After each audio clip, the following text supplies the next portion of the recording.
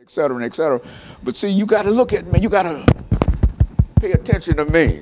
Because if you don't pay attention to me, I mess up the whole thing. I'm the only one in here. You can't mess this show up.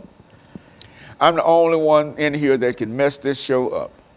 And so, pamper me, pamper me. I mean, you got to look at me. Okay, I'm always looking at you. I got my eye on you.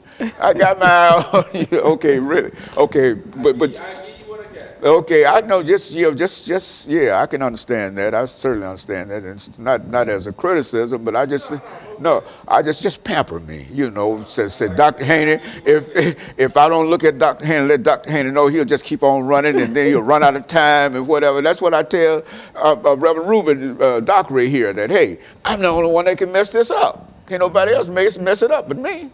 And if it get messed up, who they look at? And that's cause I mess it up. It go good, it's on you. It's on me. It go bad. God is good. And you know that. I think it's getting better all the time. Oh, yeah. Okay, but really, so what we'll do, we'll talk about this political participation. I want you to go into it, Doctor, you know, and bring in your stuff as much as you possibly can, but, you know, don't. I understand. You understand. Because African-American political participation.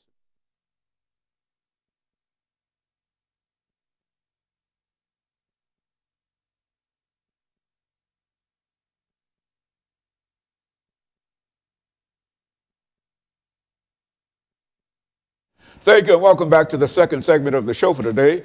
We're talking to Reverend Dockery in reference to African-American political participation, and I would imagine, Dockery, the climate in terms of African-American participation, and I think you've already indicated that African-Americans come out to vote when they feel that there's a special interest, and I think you talked about President Obama's election and et cetera. That got everybody fired up. But the most important thing I think that all people are trying to point out here is that there's such a very, very small representation of voters when we talk about the political process. And whether you talk about African Americans or the general vote, it's not African Americans, it's the voting of people, period. As a matter of fact, I think somebody said that only 6% of the voting population vote. And that sounds like it's insane to me. Had somebody raised that question, I would have said at least 60 or 70%. But 6%, that's only 6 out of 100 voters? Talk about it. And it should be alarming. So let's look at this from a historical perspective. It's been about 5 generations now since we've had suffrage rights for African Americans. 1870, actually 1865, when President Lincoln, for his assassination, was pushing for the place of African Americans as free individuals with the 13th Amendment and the 14th Amendment. Frederick Douglass pressed him and said, you cannot set them free without giving them the quintessential right of a citizen, and that's the right to vote.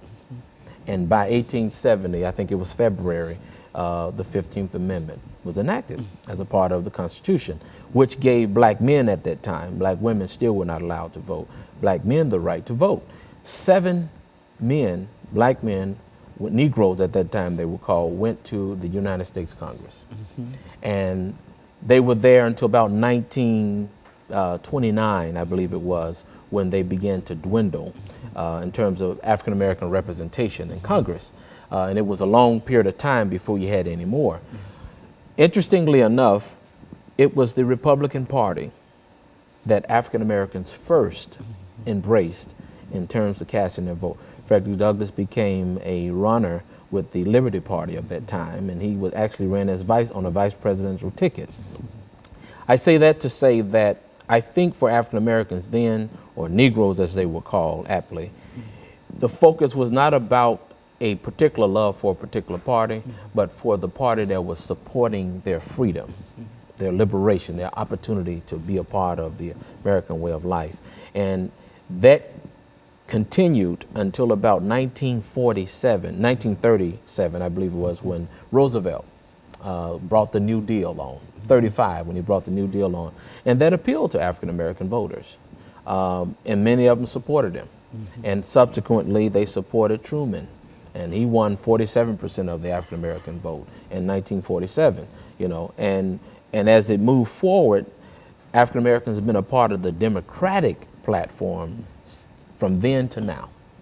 Over the years, many of them, certain movements in the 60s and what have you, the Voters' Rights Act, it was supposed to try to do what the 15th Amendment was not doing very well. Right? Give black folk, bring black folks out in political participation. Extend them the opportunity to actually be a viable part of America through the right to vote.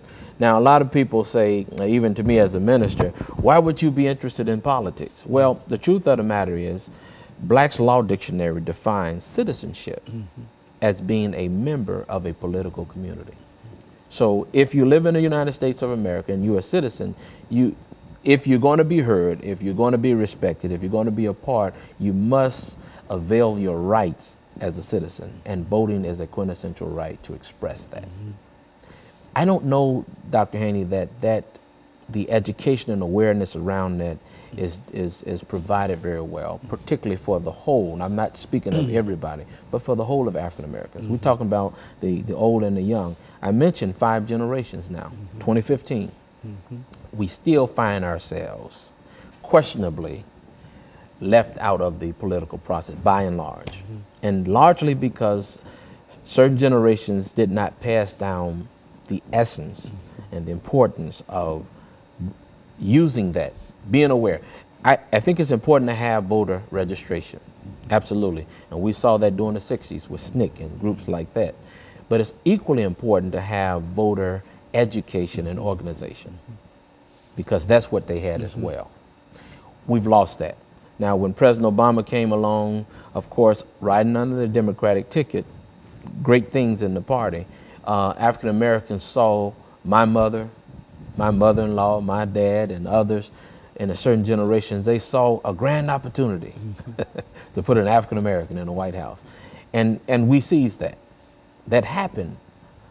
But if we're intellectually honest, there are many people now who voted then who have been disappointed to realize that there's, economically in many ways for African Americans, educationally for African Americans, socially, and even politically, nothing has changed. But it wasn't on President Obama alone. If there was appropriate education and organization, specifically on the African American subgroup, I believe we could have sustained that bump greater. And today what we're seeing is this apathy that comes from being disappointed. And so in a real sense, there has to be much more activity in terms of organizing and educating African Americans for political participation, regardless of who might be running for an office, which is to say that not to simply go out and vote for anybody, but to be aware of participation and to understand that if you don't participate, then you can't say too much about those individuals who have been elected. You can, but you won't be taken very seriously. Now, when you speak, now we've seen other subgroups, such as the LGBT group and Hispanic group, they have brought themselves together and established a well-defined agenda. And they put that on the table for political candidates vying for their vote. It's clear where they stand. There's no ambiguity whatsoever about it. If the African American subgroup, who's long been here, and there was a time where it was illegal for a Negro to vote, black man, or colored man, or African American, folk could go to jail and be killed for doing so, teaching them and so forth and so on. In fact, Frederick Douglass was quoted as saying that I didn't know I was a slave until I learned I couldn't do what I wanted to. Which is amazing today. And there are a lot of young people, nobody's physically enslaving them, it's a mental slavery because of a lack of knowledge and so they need to be educated. There need to be more education in reference, more kind of discussions as the discussions that we're having now in reference to dealing with that. And so we're going to take this second commercial break, and we'll be back with our audience following this very, very short commercial break.